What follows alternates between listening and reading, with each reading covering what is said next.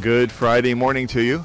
This is Pastor Mark Pierce coming to you again from the Johnny Appleseed Monument in Mansfield, Ohio.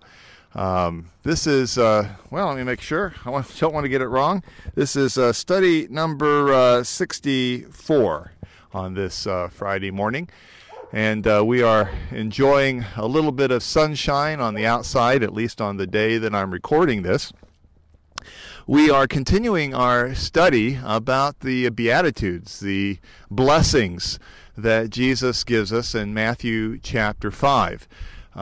Just always know that no matter what I do, if I just read the Bible, if nothing else, I feel like I've done something well. So let's go ahead and open up our Bibles to Matthew chapter 5, and I'll try to do so without losing everything here in the wind.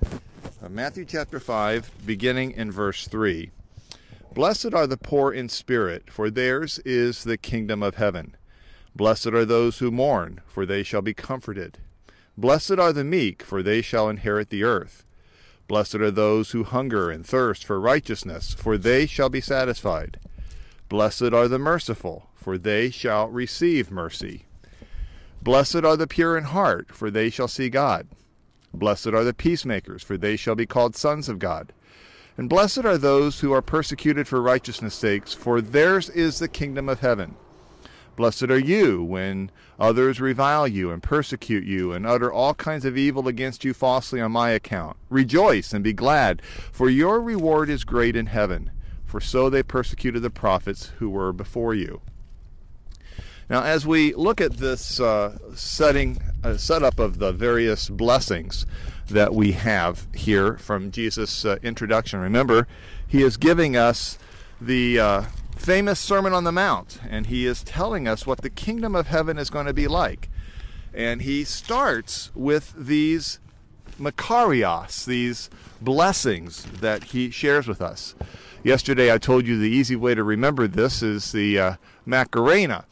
But those who would have been reading in Jesus' day would have remembered not from a silly dance of the 1990s, but they would have known the word Makarios from a Greek name for an island of Cyprus. Now, Cyprus was called Makaria, Makaria, which meant happy isle. Now, the reason that this was named Makaria was because it was so beautiful, it was so lush, it was so fertile, that the idea was that if a man could simply make his way to this happy isle, that he would never need anything else. He would be fully satisfied. He would have everything that he would ever need. He would always be content, and thus the name Makarios, or Island of Happiness. Now, this is the idea that when we are thinking in terms of the Makarios of Jesus, the blessings of Jesus, that these are things that are internal to us and that we have as a result of the life that we have in Christ.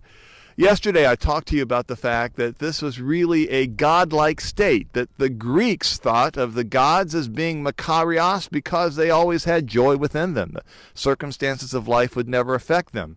And oftentimes, even in Hebrew poetry, we would think in terms of Makarios being associated with God, that God himself would always be blessed. But here Jesus is saying that regardless of the circumstances that you're in, regardless of whether you're poor or whether you're mourning or whatever it is that you're going through, that you too can have this godlike divine character of Makarios. Now, a few of the things that we want to take a look at as we go into these individual blessings. First of all, each of these Beatitudes are given in exactly the same form. This word, when we say blessed are the word are is not usually even included in the original Aramaic or Hebrew. And this gets confusing because the language of the New Testament is in Greek when Matthew is writing it, but it's very doubtful that Jesus spoke or taught in Greek. He probably taught in Aramaic. And when he would teach in Aramaic, he would be referring to the same kinds of blessings that we see in the Old Testament. This form of the Beatitude is not a new form. It's not something that Jesus invented. We see this in many different places in Hebrew poetry in the Old Testament. The idea would be, this Hebrew word ashir, would be the blessedness of. In other words, the blessedness of someone who's poor, for they shall have the kingdom of heaven. The blessedness of the person who is mourning. You see this, it gets this idea that there is some degree of excitement, some degree of exclamation.